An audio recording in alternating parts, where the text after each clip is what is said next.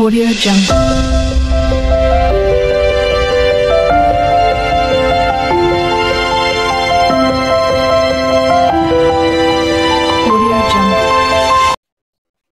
সুপ্রিয় শিক্ষার্থীরা, তোমাদের সকলকে আজকের এই ভিডিওতে সুস্বাগতম জানাচ্ছি।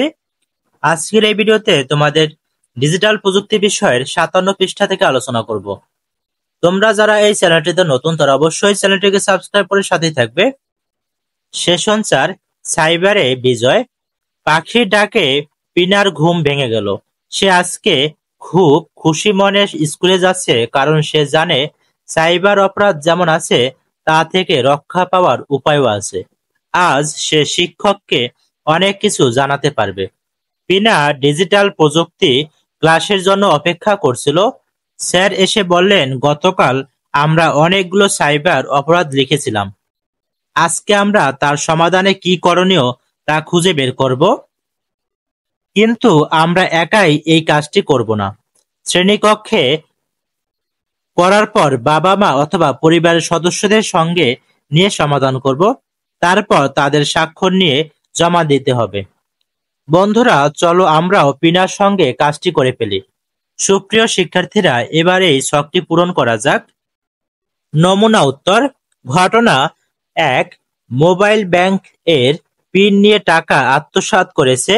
কোন মাধ্যমে ঘটেছে? এটি মোবাইল এবং ইন্টারনেটের মাধ্যমে ঘটেছে। সাইবার অপরাধে আমরা যা করব, মোবাইল ব্যাংকের পিন কারোর সাথে শেয়ার করব না। আমার বাবা মা পরিবারের সদস্য যা করবেন, সাইবার সিকিউরিটি হেল্পলাইন এই যে নাম্বারটি দেওয়া আছে এই নাম্বারে যোগাযোগ করবেন। ঘটনা 2, অনুমতি ছাড়া অন্যের ব্যক্তিগত ছবি সামাজিক যোগাযোগ মাধ্যমে ছড়িয়ে দিয়েছে।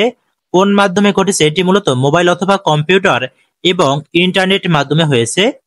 সাইবার অপরাধে আমরা যা করব তা হলো অপরিচিত কাউকে ব্যক্তিগত ছবি দেওয়া থেকে বিরত থাকব। আমার বাবা মা পরিবারের সদস্য যা করবেন তা হলো পুলিশের হটলাইন নাম্বার এ যোগাযোগ করবেন। 3 নম্বরে অন্যের আইডি হ্যাক করেছে। কোন মাধ্যমে ঘটেছে? এটি মূলত মোবাইল অথবা কম্পিউটার এবং ইন্টারনেট মাধ্যমে ঘটেছে। সাইবার অপরাধে আমরা যা করব তা হলো শক্তিশালী পাসওয়ার্ড ব্যবহার করব।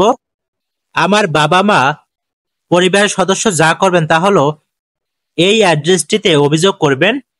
4 নম্বরে মিথ্যা অথবা গুজব ছড়িয়েছে। কোন মাধ্যমে ঘটেছে? এটি মূলত মোবাইল অথবা কম্পিউটার এবং ইন্টারনেটের মাধ্যমে ঘটেছে।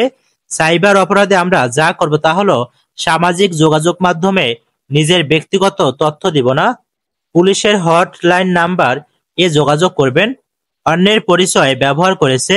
কোন মাধ্যমে ঘটেছে? এটি মূলত মোবাইল এবং ইন্টারনেট মাধ্যমে ঘটেছে। সাইবার অপরাধে আমরা যা করব তা হলো নিজের নাম গোপন রেখে অন্যের সাথে মোবাইল অথবা ইন্টারনেট এ কথা বলবো না। আমার বাবা মা পরিবারের সদস্য যা করবেন তা হলো পুলিশের অনলাইন নাম্বার এ যোগাযোগ করবেন। 6 নম্বরে ফিশিং এর সাহায্যে তথ্য চুরি করেছে। কোন মাধ্যমে ঘটেছে? এটি মূলত মোবাইল অথবা কম্পিউটার এবং ইন্টারনেটের মাধ্যমে ঘটেছে। সাইবার অপরাধে আমরা যা করব তা হলো অনলাইনে আকর্ষণীয় পুরস্কার বা টাকা পাওয়া যাবে এ জাতীয় লিঙ্কে প্রবেশ করব না। আমার বাবা মা পরিবারের সদস্য যা করবেন তা হলো ডিজিটাল অপরাধ হিসেবে এই নম্বরে অভিযোগ করবেন। সেশন 5, আমরা বানাবো আমাদের সাইবার নিরাপত্তা নীতিমালা।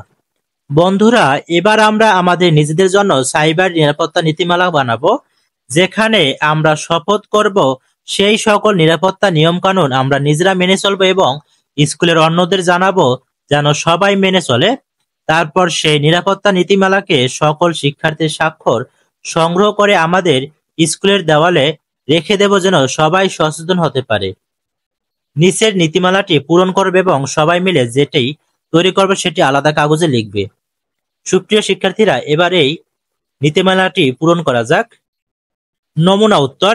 আমরা ড্যাশ বিদ্যালয়ের 7ম শ্রেণীর, এখানে তোমাদের বিদ্যালয়ের নাম লিখবে। 7ম শ্রেণীর যে শাখার সেই শাখা লিখবে। এই শাখার সকল শিক্ষার্থী শপথ করছে যে সাইবার নিরাপত্তায় আমরা নিম্নলিখিত কাজগুলো কখনোই করব না বা অন্যকে উৎসাহিত করব না। 1 নম্বরে নিজের নাম গোপন রেখে অন্যের সঙ্গে মোবাইল বা ইন্টারনেটে কথা বলবো না।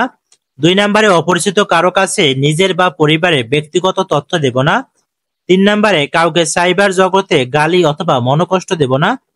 4 নম্বরে সাইবার জগতে ভুল তথ্য প্রচার করব না। 5 নম্বরে কারো অনুমতি ছাড়া তার মোবাইল বা কম্পিউটার ব্যবহার করব না। 6 নম্বরে সাইবার জগতে অনলাইনে আকর্ষণীয় কোনো পুরস্কার বা সহজে টাকা পাওয়া যাবে এমন লিঙ্কে প্রবেশ করব না। 7 নম্বরে কারো পাসওয়ার্ড হ্যাক করার অথবা দেখার চেষ্টা করব না। নীতিমালার সঙ্গে একমত শিক্ষার্থীর স্বাক্ষর, নাম আশিকুজ্জামান আলিফ। তোমরা তোমাদের নামগুলো দিয়ে নিবে, তারপর রোল নম্বর এবং স্বাক্ষর দিবে এখানে। সেশন 6 সাইবার সচেতনতায় আমরা। পিনা বাবার সঙ্গে বসে সবগুলো সমস্যার সমাধান করেছে।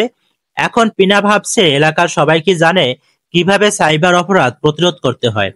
বাবা বলেন, তুই যেভাবে আমাকে জানালি ঠিক সেভাবে এবার সবাইকে জানাবি।